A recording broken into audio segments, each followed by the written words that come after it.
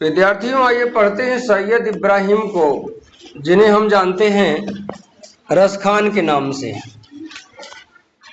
एक बार फिर नाम लेते हैं सैयद इब्राहिम, और इन्हें हम रस खान के नाम से जानते हैं। कई बार पूछा गया है, रस खान का इतना सम्मान है हमारे भारत में कि कई कवियों और लेखकों ने यहाँ तक कह दिया है कि एक सच्चे भारतीय मुसलमान के आगे हजारों हिंदू बेकार हैं, किसी काम के नहीं। इतना बड़ा वो भक्त रहे हैं भगवान कृष्ण के। और बाकी जिसके मन में प्रेम नहीं है उसके मन में भक्ति तो आ नहीं सकती। ये बात और है कि उन्होंने सुजान रस खान नाम की जो रचना की है उसकी जड़ प्रेम ही है। तो चलिए देखते हैं। अब सैयद इब्राहिम का मतलब क्या है, तो ये क्योंकि अरबी जबान का शब्द है, ये मुझे खोजना पड़ेगा। अभी मैं इसके बारे में बहुत विश्वस्त नहीं हूं, बता देंगे ढूंढ के। इसके लिए उर्दू शब्दकोश की जरूरत पड़ेगी, जो हो सकता है हमारे पास हो, जहां तक मुझे लगता है। चलिए ध्यान दीजिए, पहले सवैये में प्राणियों के बार बार जन्म लेने और अलग अलग रूप में नया जीवन पाने की संभावनाओं का चित्रण किया गया है। रस खान भी सोचते हैं कि अगले जन्म में यदि हमको कहीं भी जन्म लेना पड़े तो पशु बने तो क्या बने, पक्षी के रूप में जन्म मिले तो कहाँ मिले, अगर पत्थर का रूप मिले तो कहाँ रहे, अर्थात पहाड़ का रूप। अगर पहाड़ भी एक सजीव प्राणियों में से आता है, वो भी सजीव के अंतर्गत आता है, उसका भी विकास होता है। ठीक है, ये बात और है कि वो जड़ है, चल नहीं सकता, है ना। तो ये तमाम कल्पनाएं हैं कि अगले जन्म में हमें क्या मिलेगा, वही देखा जा रहा है। देखिएगा, मानुष हो तो वही रस खानी, बसों ब्रज गोकुल गांव के ग्वारन, जो पशु हो तो कहा बस मेरो, चरो नित नंद की धेनु मजारन, पाहन हो तो वही गिरि को, जो धर्यो कर छत्र पुरंदर धारन, जो खग हो तो बसेर करो, मिली कालिंदी कूल कदम्ब की डारन। एक एक शब्द का अर्थ। मानुष हो, यदि मनुष्य का जन्म मिले तो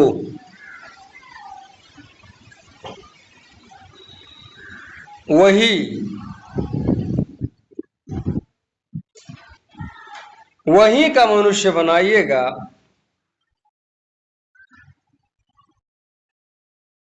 रस खानी, जहां कृष्ण के प्रेम के रस बरसते हैं, जहां कृष्ण प्रेम का रस बरसता है, रसों की खान है, वहां कहाँ, गोकुल में। ध्यान दीजिए, वहां जन्म दीजिएगा, गोकुल के ग्वालों में मेरा जन्म हो जाए, ऐसी अभिलाषा है। ब्रज बसों अर्थात निवास करूं, ब्रज यानी कि ब्रज क्षेत्र के, गोकुल गोकुल के गांव के, गोकुल नामक गांव के ग्वारन ग्वालों में, यादवों के हमारा जन्म होना चाहिए। और वह यादव लोग जो गोकुल में रहते हैं। ध्यान दीजिए, जो यदि पशु हो, पशु का जन्म मिले, अगर गाय बछवा के जन्म मिलत बा, पड़िया पड़वा के जन्म मिलत बा, तो कहाँ जन्म ले के बा, आगे बढ़ते हैं। कहा यानी कहाँ, बस मेरो निवास हो मेरा, बस माने निवास। चरों नित।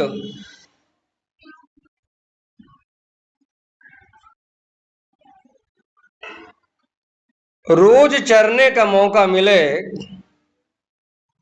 नंद की, नंद बाबा की धेनु मंझारन। धेनु यानी कि गायों के, मंझारन बीच में। अगर पशु का जन्म मिले, मंझारन माने बीच में, नंद बाबा की गायों के बीच में चरने का मौका मिले, क्या मिलेगा वहां पे? वहां पे बहुत कुछ मिलेगा। क्यों जाना चाह रहे हैं? वो कृष्ण जब बंसी बजाएगा ना तो हम लोग सुनेंगे, इसलिए वहां जन्म चाहिए। और कभी कभी वो लोग खेलते हैं हमारे बीच में, आके छिपते हैं गायों और बछड़ों के बीच में, तो अगर पीठ पे हाथ रख देंगे तो जिंदगी संवर जाएगी। बात समझ रहे हैं? आगे बढ़ रहे हैं विद्यार्थियों। पाहन हो, अगर पहाड़ का जन्म मिले, भाई किए गए कर्म के अनुसार अगला जन्म मिलेगा।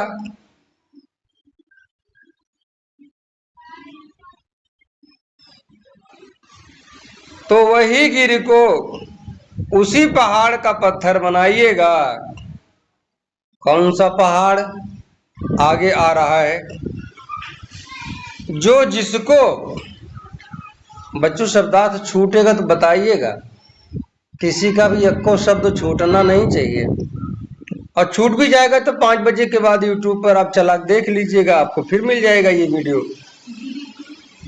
गिर मतलब पहाड़ को माने का, अगर पत्थर का जन्म मिले तो उसी पहाड़ का टुकड़ा बनाइएगा।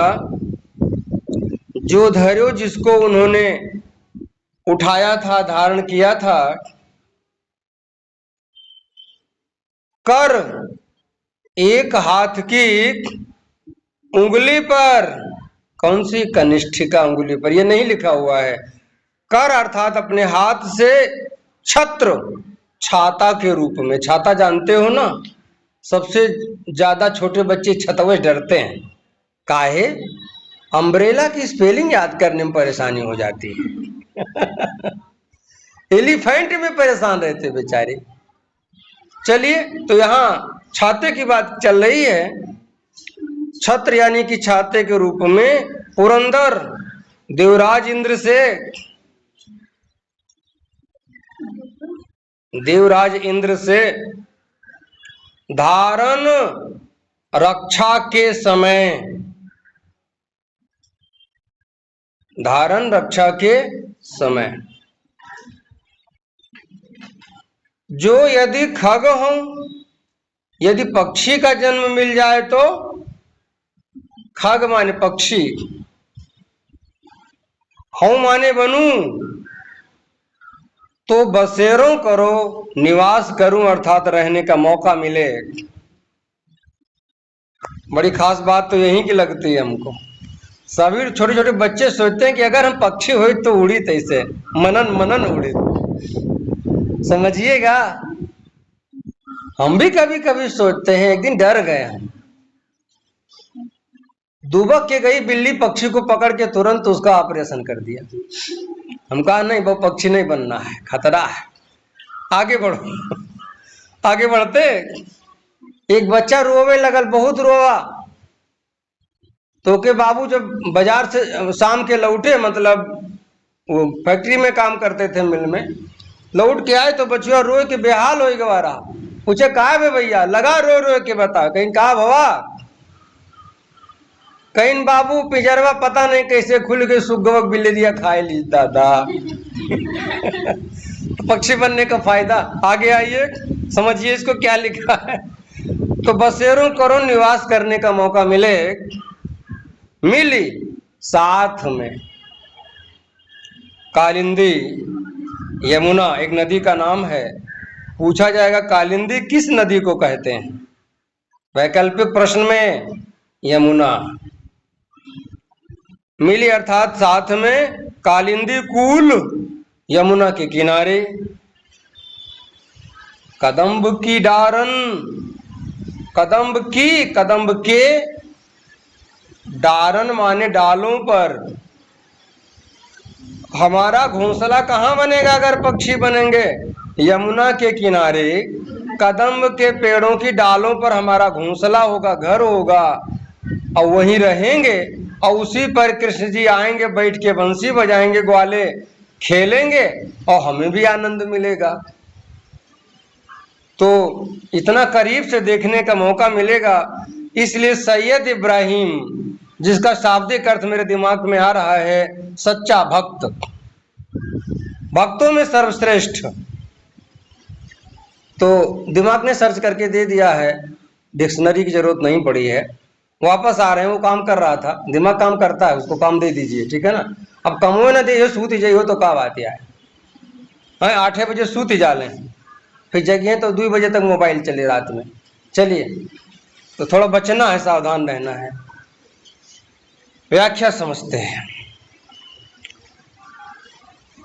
प्रस्तुत पद्यांश में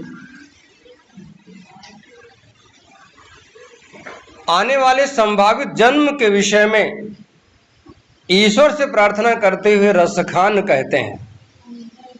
संदर्भ बना लीजिएगा, संदर्भ के लिए क्या प्रसंग बता दिया आपको।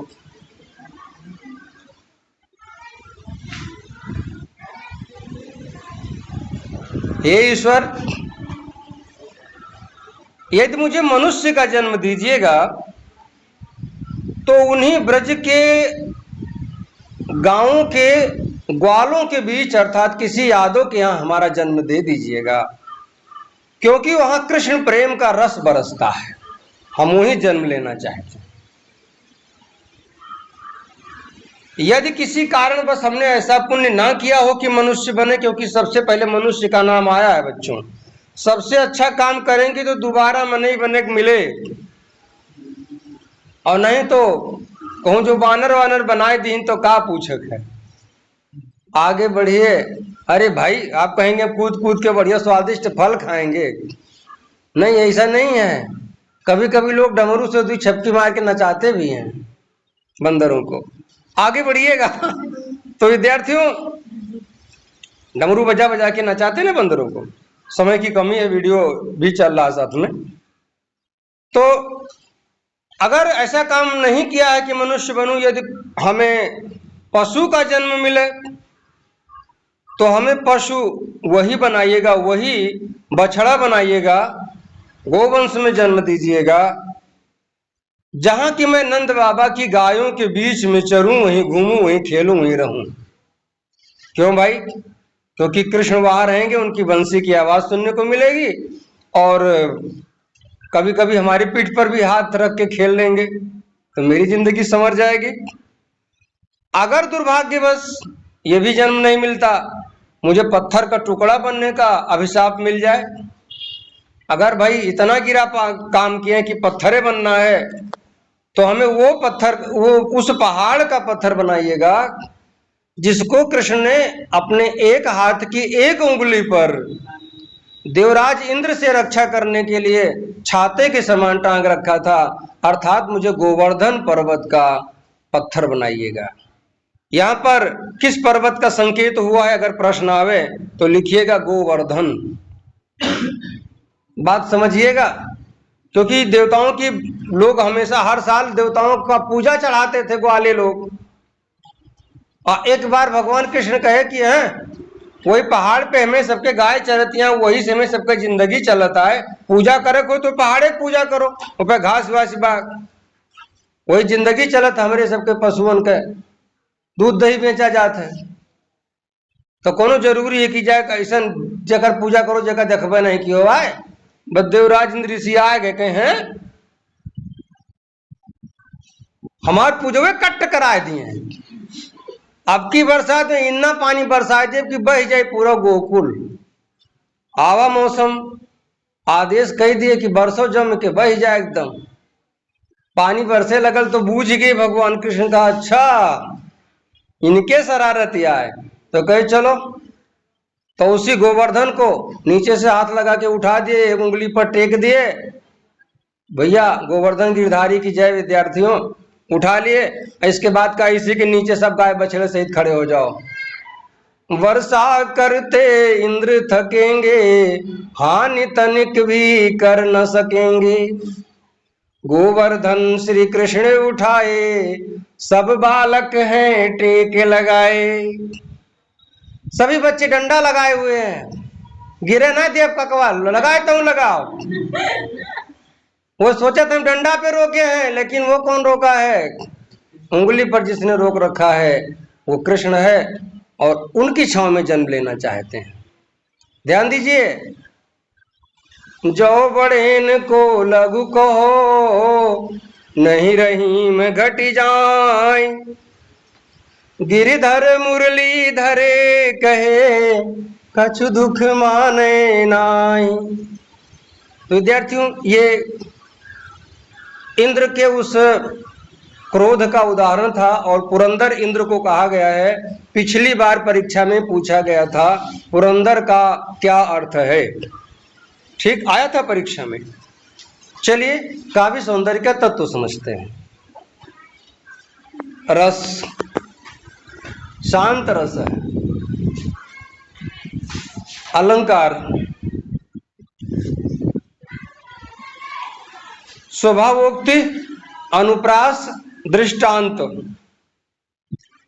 अच्छा, परीक्षा में अगर अंडरलाइन कर देगा, मिली कालिंदी कूले कदम्ब की डारन, अनुप्रास अलंकार है। का कई बार आया है, ठीक है ना। और कहीं कोई ऐसी चीज नहीं मिलती है जो खास अंडरलाइन किया जा सके।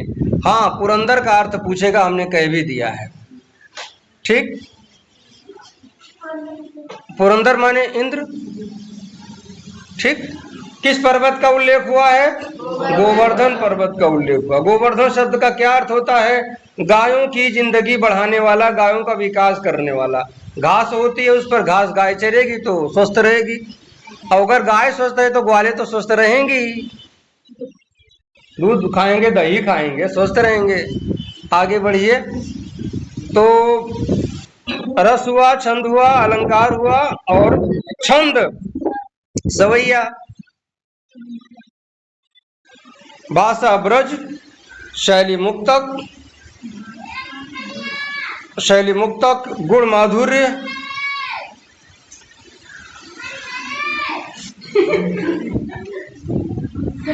बच्चों गुण में प्रसाद लिख दीजिएगा, क्योंकि ये बड़ा सरल लगता है। माधुर्य हटा दीजिएगा, प्रसाद गुण। हाँ, शब्द शक्ति लक्षणा।